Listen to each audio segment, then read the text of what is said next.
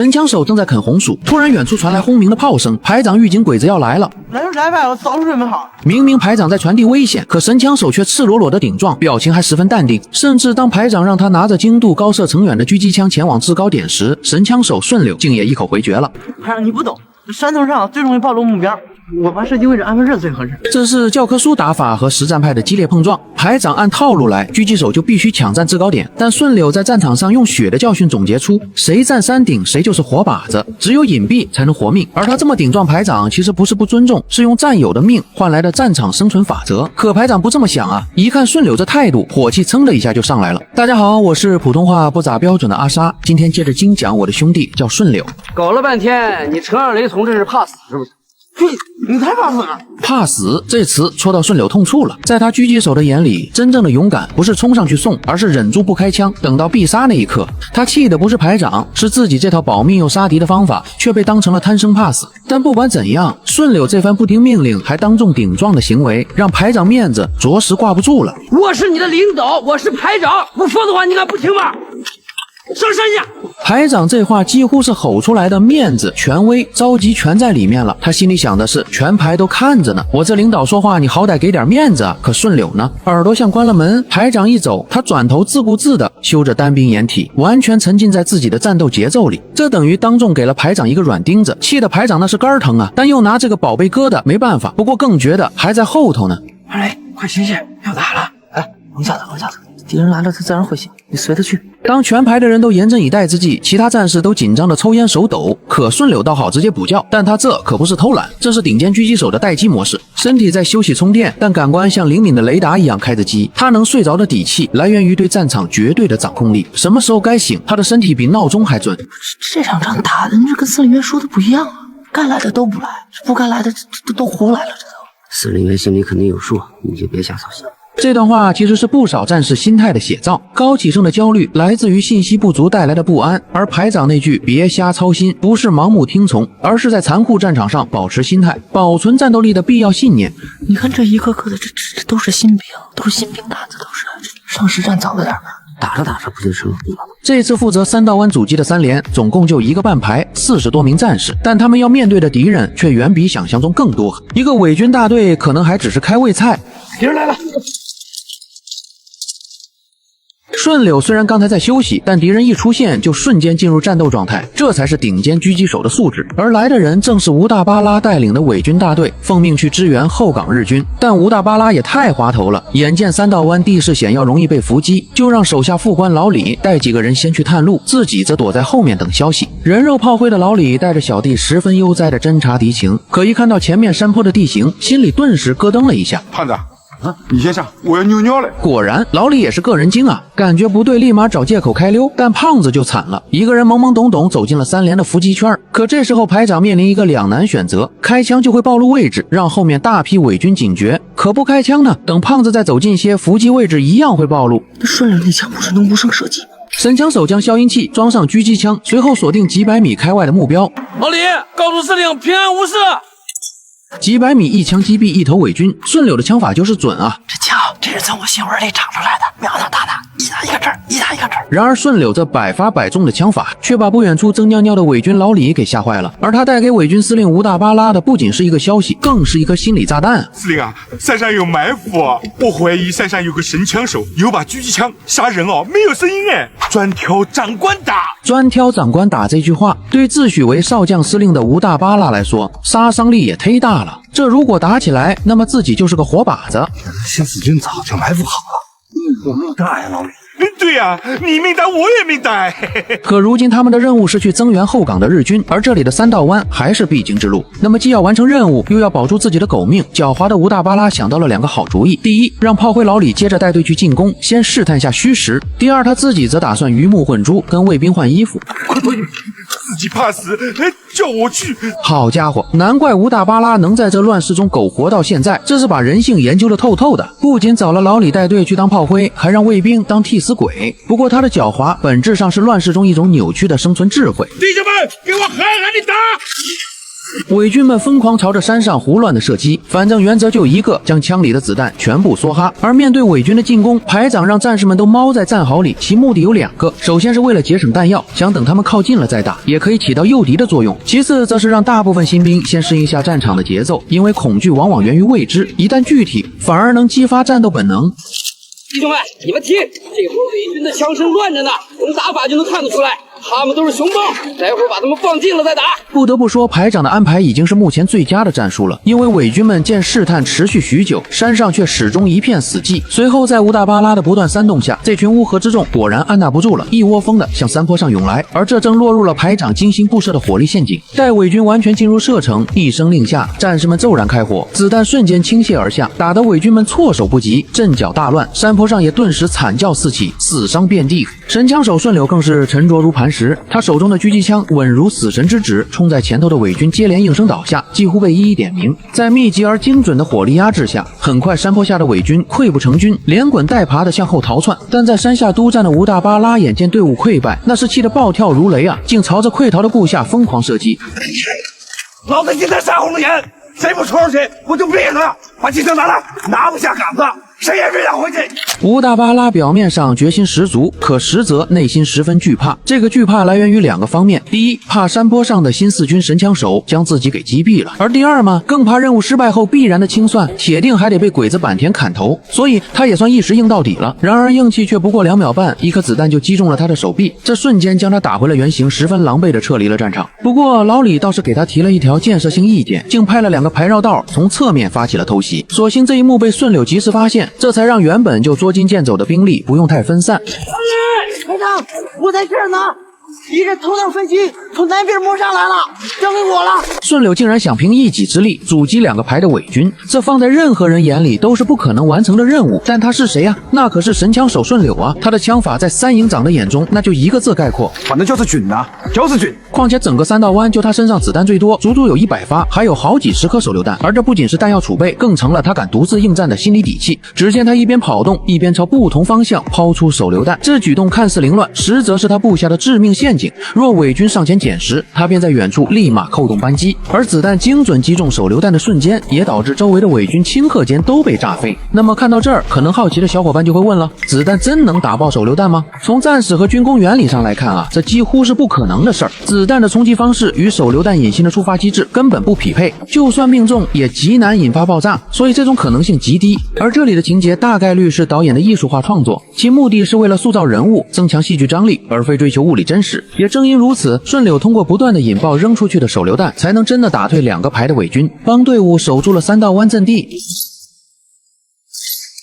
由于伪军的数次进攻都被打回来了，吴大巴拉的内心已被恐惧与算计填满。虽然他也无法判定这里是不是新四军6分区陈大雷的主力部队，但为了推卸久攻不下的责任，更为了把日军的怒火引向这里，他竟向上谎报自己亲眼在这里见到了陈大雷。而这句话就像一颗炸弹，瞬间引爆了日军松井联队队长松井的复仇念头，因为他的儿子就是死在陈大雷手中。于是当即命令坂田率2个中队的日军直扑三道湾。至此，顺流与三连的命运已被推向新的悬崖，他们才刚顶住伪军的进攻，但真正的日军精锐却已在扑来的路上。排长，鬼子来了！鬼子来了！隐蔽！鬼子来了！准备战斗！虽然全连战士瞬间神经紧绷，严阵以待，可唯独神枪手顺柳却十分淡定，甚至还调侃起了战友：“看把你们吓的，怕个屁！我告诉你们，这皇军比伪军好打，那伪军那搜索脑怕死，那不好打。皇军呢，他敢冲锋，这过来人那一枪好几个。”顺柳这话听着十分硬气，可实则是刚才他一人狙击2个排的伪军带来的底气。但如今来的2个中队可是日军精锐啊，少说也有300多头了，这仗又该怎么打呢？而当得知坂田带队前来后，吴大巴拉为了推卸久攻不下的责任，竟开始戏精上身，不仅当众表演累到晕倒，而且还摆出一副要继续战斗的姿态。坂田太君，老李在后边给我督阵，我带队攻击了，我们上！是，司令啊！好家伙，吴大巴拉这演技简直了，表面一副对鬼子忠勇的模样，可实则就是为了保命。而他一脸狡诈的表情，则将他在乱世中扭曲的处事智慧都显露出来了。他必须在日军刀锋与新四军枪口之间演好自己的双面角色，因为坂田的大刀以及神枪手顺柳的子弹都会随时要了他的命。私が突撃の時、続いて撃て。山を攻略するまでやめるな。そんな砲弾受けたらどうするんですか？君は構わなくていい。私が構わずに攻撃する。同意しかねますが、命令であれば。坂田此举表面上十分疯狂，可实际就是复仇心切。因为经历了上一次小黄庄战斗惨败后，他对陈大雷是恨之入骨，这一次可算是让他找到了报仇的机会了。所以他要用绝对的火力碾压，洗刷曾经的耻辱。而随着炮火覆盖了整个山坡，掩体内的部分新兵也不幸牺牲了，许多战士甚至还没能等到冲锋号，就永远倒在了掩体里。然而当炮声稍歇，日军步兵就在迫击炮掩护下开始了冲锋。他们的战斗意志与伪军有天壤之别，特别当听说陈大雷可能在此后，那都跟打了鸡血似的，发了疯似的进攻。很快阵地就被撕开缺口，白刃战随之爆发。连长见状，为了拖住鬼子完成阻击任务，当即嘶吼着下令：二雷，掩护队伍撤退，占据制高点。排长想让队伍能占据制高点，继续阻击敌人，但不料战斗却十分激烈。撤退的路上，子弹横飞，不断的有战士倒下牺牲，甚至就连他自己也被炸弹给掀飞滚落山坡了。当顺柳真的占据制高点后，发现阵地上已几乎只剩他一人了。所幸顺柳手握狙击枪，依靠精准的点射以及子弹打炸手榴弹的范围伤害，暂时逼退了鬼子的冲锋。再加上天色已晚，鬼子怕误伤到自己人，这才暂时放弃了继续进攻。那个神枪手还没给打死啊！わかってる！おち，我来ついてこい！几百米的距离，一枪毙命，这是顺柳封神的一战，也是最艰难的一战。仅凭一人一枪，就让300-400头鬼子为了他彻底疯狂。三道湾一战，顺柳所在的排面对的敌人不仅有伪军一个大队，而且还有2个日军中队，实力差距近10倍。可即便这样，他们硬是阻击了整整1天。而这场战斗也十分惨烈，打到最后就只剩下了顺柳跟已经被炸聋了的排长。排长，快打！鬼子从那边上来了！顺柳吼完这一嗓子，排长立马抱着枪就站了起来。此举既是为了阻击敌人，更是拿自己的命为顺柳争取更多的阻击时间。然而，即便身边一个排的战友如今都牺牲了，可这也没有动摇顺柳继续阻击鬼子的决心。当敌人以为山上的顺柳已经被击毙时，顺柳就犹如神兵天降，几百米外一枪击毙了一头即将撤退的敌人。这瞬间让鬼子伪军彻底慌了神。那个神枪手还没给打死啊！わかってる！おち，我来ついてこい！吴大巴拉不光怕顺柳的冷枪，更怕他那杆专挑长官打的枪，很可能下一个就瞄上自己。而坂田的暴怒则是被点燃的羞辱感，于是为了击毙顺柳，他带着一群鬼子兵涌上山坡。而在顺柳眼里，他的逻辑纯粹而坚硬，只要我还能扣动扳机，阵地就没丢，阻击任务就继续。他是在用每一颗子弹告诉敌人，想过3道湾就得用命来填，这样的精神实在值得点赞。但面对2个中队的鬼子，仅凭一人一枪硬扛，肯定死路一条。于是顺柳选择了最聪明的打法，用伪装和机动把敌人拖进自己的节奏里。顺柳这一枪虽出其不意，但也暴露了位置，不幸让鬼子的子弹咬了一口。但虽然他中弹了，血也在流，可他的脑子比谁都清醒。他的目标从来不是全歼敌人，而是尽量拖延时间，完成排长临死前交代的阻击任务。就算一个人也要坚持一整天。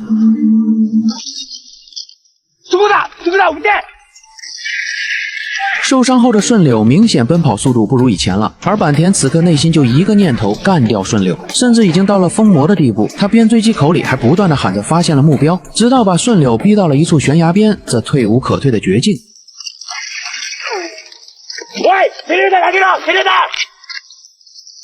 当手榴弹在身边炸响，顺柳瞬间被炸飞掉落悬崖。但如果你以为这就结束了，那就低估了顺柳的战斗意志。当鬼子都以为他肯定已经牺牲了的时候，他却凭借着惊人的意志力，拖着重伤的身躯，仍想与鬼子战斗到底。于是当坂田放松警惕，准备收队时，顺柳的枪又响了。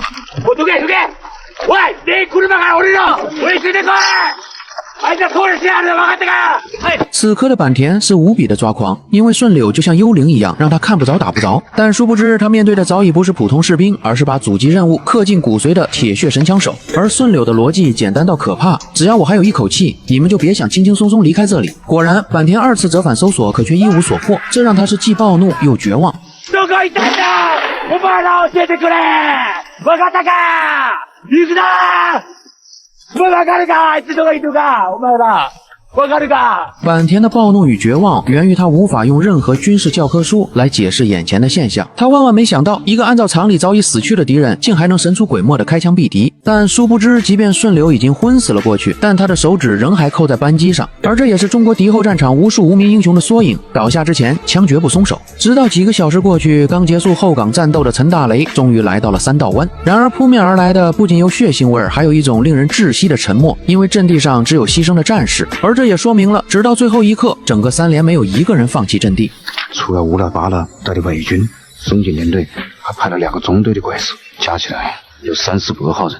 30-100号人围攻我们一个排的战士，他们撑了1天1夜，一个活的都没有。面对如此惨烈的战况，按常理不会还有人活着，但所幸陈大雷并没有放弃寻找顺柳，因为唯独在阵地上没有看到他的踪迹。此时的陈大雷内心极度煎熬，既希望找到他，可又怕找到的是另一具遗体。直到翰林在一处悬崖峭壁旁看到了顺柳，众人这才松了一口气。然而由于伤势过重，顺柳已经处于极度昏迷状态，仍然生死未卜。二雷同志牺牲了，我不管，你给我治。司令员，咱们分区就这2支强心剂了，是保领导的。保着什么领导？你赶紧给我用上，用上！为了救活重伤昏迷的神枪手，司令员不惜用上军分区仅剩的2支强心剂，可谓是不顾一切。只因在三道湾阻击战中，神枪手顺柳仅凭1人1枪，就让300-400日军为了他彻底疯狂，更是一人歼敌几十，血战到了最后。快干吧，给我治！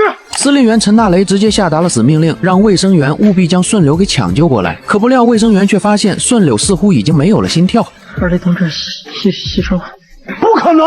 尽管卫生员已经判定顺柳牺牲了，可无论是理性还是情感上，陈大雷都不愿接受这样的结果。从理性上来说，顺柳作为神枪手，其战略价值不可估量，同时他对敌人的威慑以及凝聚军心都起到了至关重要的作用。而从情感上来说，顺柳是他亲手带出来的兵王，也是兄弟，更是6分区精神的化身。如果承认顺柳牺牲了，那就等于承认自己最锋利的刀断了。我不管，你给我治！在陈大雷的强烈要求下，卫生员极力尝试抢救。此刻镜头也给到了一旁的众人，从大家期盼奇迹发生的神情中可以看出顺柳在6分区战士们心中的分量。然而不幸的是，不一会儿卫生员却表示顺柳的心脏已经停止跳动了。而这样的消息无疑让众人一时间陷入了绝望。但就在这时，一旁的荷花注意到了一个关键细节，顺柳的手竟然动了一下。他没死，他动了一下，他还活着呢。荷花的话无疑又燃起了陈大雷的希望。那么为了救顺柳，如今只有一个办法了，那就是用上军区里仅剩的2支强心剂。而强心剂在当时那就相当于前线的救命仙丹啊，通常可能是肾上腺素或樟脑制剂。一般来说它并不能致伤，但能在人濒临休克时强行激发心脏最后的功能，为抢救争取最多几分钟的黄金时间。咱们分区就这2支强心剂了，是保领导的。保着什么领导？你赶紧给我用上，用上！陈大雷的这番话充分展现了他性格中最硬的一面，他压根本不吃官大优先这一套，因为药就是用来救命的，无分贵贱。虽然在当时的敌后战场，这种强心剂药品十分稀缺，一个军分区仅有的这2支，意味着它是留给最重要的指挥员或特殊情况下使用。而陈大雷把它用在顺柳身上，等于压上了整个分区未来的医疗底牌，因为他心里清楚，救活一个顺柳就等于给全分区打了一针精神强心剂。而最终在强心剂的作用下，顺柳果然从鬼门关走了回来。望着慢慢有反应了的顺柳，陈大雷的心里别提多激动了。在经历了后岗及三道湾战役后，整个6分区减员了80%，甚至所有的班排长都牺牲了。如今神枪手顺柳能活过来，对他来说就是最大的安慰。甚至为了让顺柳能好好养伤，陈大雷还特意安排维持会长老宋专门照顾他，并拿出了所有的钱。这屋里的那个是我兄弟，你拿着这个钱去弄10只鸡了。哎，放心，放在你这院子里边。每天给他杀1只，这样算起来，这20多天之后，他的新胳膊新腿就都能长出来，我这兄弟也就能活过来了。